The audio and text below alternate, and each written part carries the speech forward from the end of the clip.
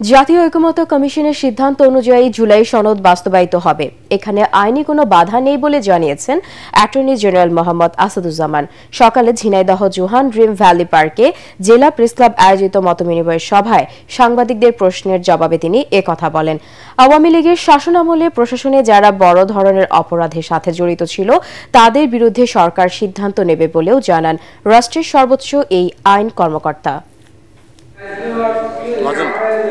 আওয়ামী লীগের শাসনামলে পুলিশ বলেন, জুডিশিয়ারি বলেন, সিভিল ব্যুরোক্রেট বলেন, সমস্ত প্রতিষ্ঠানগুলোকে এমনভাবে করা হয়েছিল তারা চাকরি করেছেন।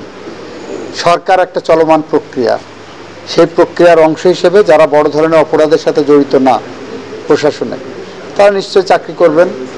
দেশের জন্য, রাষ্ট্রের জন্য তারা চাকরি করবেন। সেখানে সরকার অপরাধ বিবেচনায় নিয়ে তাদের বিষয়ে সিদ্ধান্ত নেবে।